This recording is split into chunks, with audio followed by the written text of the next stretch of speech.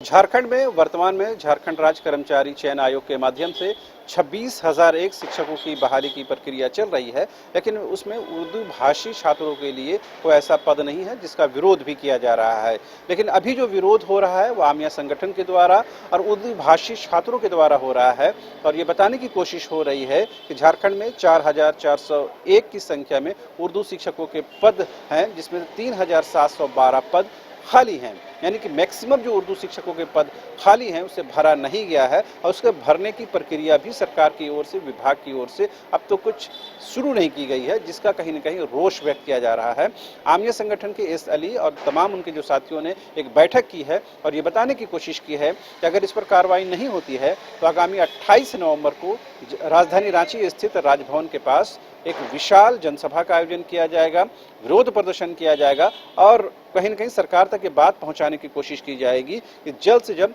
उर्दू शिक्षकों के पद को भरा जाना चाहिए। साथ ही ये भी आरोप है कि जो उर्दू भाषी छात्र हैं उनको उर्दू लिपि में पढ़ाने की व्यवस्था है, इसके लिए शिक्षा विभाग की ओर से संकल्प भी जारी किया गया है। बावजूद उसके उर्दू भाषी जो छात्र हैं उनको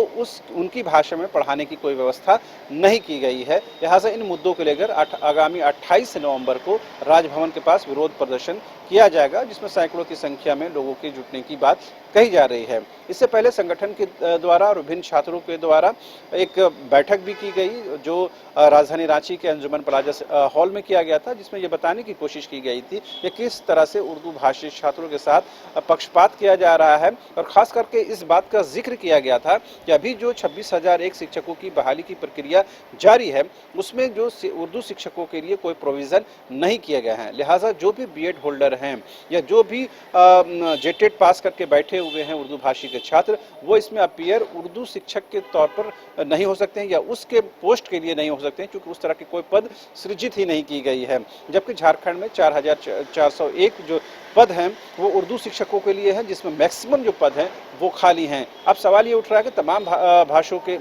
भाषी जो छात्र हैं वो अपीयर हो रहे हैं, लेकिन उर्दू शिक्षक के बनने के लिए जो सपना संजोए हुए छात्र हैं, उर्दू पढ़ने वाले जो छात्र हैं, उनके साथ आखिर ये पक्षपात क्यों किया जा रहा है। लिहाजा इस आरोप के साथ आमिया संगठन जो है आगामी 28 नवंबर को राजभवन के पास अपना विरोध जताएगी और कहीं न कहीं बताने की कोशिश की जाएगी कि अगले साल जिस तरह से पार्लियामेंट्री इलेक्शन और विधानसभा चुनाव होना है, उससे पहले कहीं न कहीं सरकार पर दबाव बना करके इस बात के लिए मनवाया जाए उन्हें कि जो भी उर्दू शिक्षकों के पद खाली हैं उसको जल्द से जल्द भरा जाए। ये दीगर बात है कि ये दबाव, ये प्रेशर कितना बन पाता है और सरकार इस बात से कितनी सहमत हो पाती है कि वो उर्दू शिक्षकों के पद खाली हैं उसे भरने की प्रक्रिया को शुरू करे। लेकिन तथ्यों के आधार पर, आंकड़ों के आधार पर ये बात सही है कि मैक्सिमम उर्दू शिक्षकों के पद खाली हैं। बहुत सारे जो उर्दू भाषी छात्र हैं, जो पढ़ने वाले छात्र हैं, उनको कहीं न कहीं अपनी शिक्षा से, अपनी तालीम से महरूम रहना पड़ रहा है। उम्मीद की जानी चाहिए कहीं न कहीं जो जिस तरह से 26,001 शिक्षकों की बहाली की प्रक्रिया शुरू हुई है, उसी तरह उर्दू शिक्षकों के जितने पद खाली हैं उस पर भी बहाली की प्रक्रिया शुरू की जाएगी। कैमरामैन